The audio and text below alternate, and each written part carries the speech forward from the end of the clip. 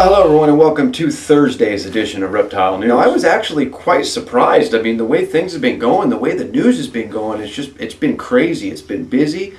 But, I mean, at recording time, we do have some news, but just not as much as we've been having lately. I guess with that Python challenge thing ending on Sunday, it just kind of took the rest of the news with it. We do have a couple cool things to talk about though, and one of them, an article that popped up in my inbox, the whole thing, it's actually talking more about human diseases, but it's talking about biodiversity, combating disease a heck of a lot better. And what they used as an example was amphibian populations. And basically what they're saying is the richer the ecosystem is, the less likely it is to spread around diseases as far as frogs, toads, and salamanders are concerned. And in the pond where those animals were, it was just a generally healthier environment. They say that ponds with at least a half a dozen amphibian species had a 78% decline in the transmission of parasites, compared, of course, to ponds that only had one species of amphibians.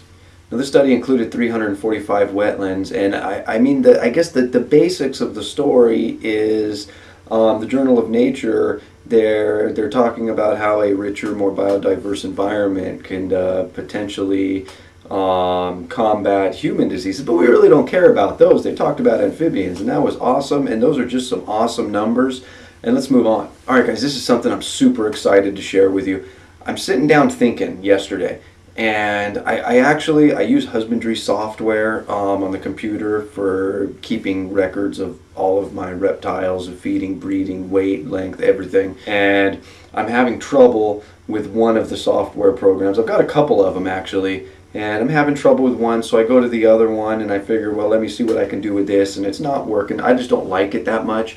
So I go back to the other one and I get everything smoothed out, working great.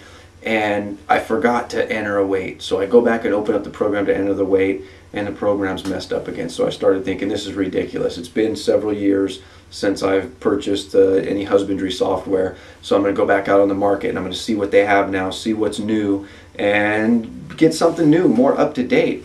I do a search on the internet, I don't find anything. I mean, I see the first results on Google are pretty much the Digi, I think is how you pronounce it. I mean, there's nothing wrong with that software. It's great software. I personally just don't like it very much. I think it's geared more towards a breeder environment than it is a private keeper.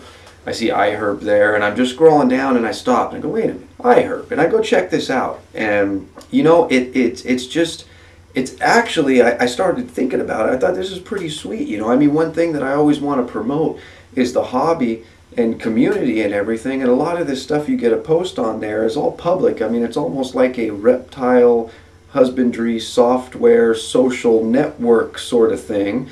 And I thought, what the hell, I'm going to give it a try. So I loaded some animals on there, put a couple pictures on there, and I'm actually really liking it. I mean, only time will tell if it truly will work with my particular circumstances, but so far I really like it. I took some video of it on the computer yesterday so I can show you guys, let you check it out. It's something you might want to look into. That is Cam Studio, what I use to record my screen. There we go, there's iHerb up to the top of the page. There's their logo, everything's good.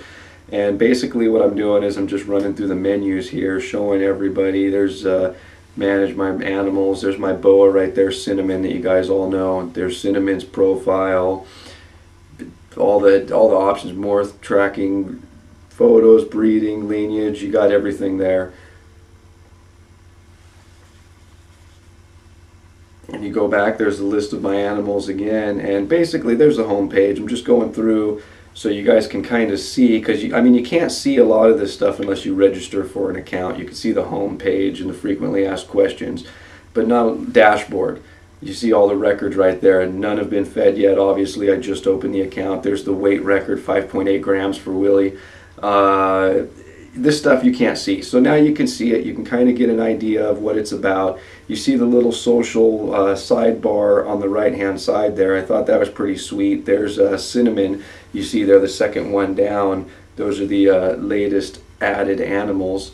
And yeah, anyway, you know, I figured maybe it's something you guys might like. And so there it is, everybody. Check it out. I really like it so far. I know it's been around for a little while. I've heard them talking about it on on some radio shows and stuff, but I just never was really into that kind of online record keeping sort of stuff. But I'm really liking it so far. And that, my friends, has been all your news for this Thursday. If you'd like to read any more about these stories, that link's right down below here in the description. And as always, if you're still watching, my name is Jason White. Now you know what's going on in the reptile world. Be good to each other, and we'll see you next time.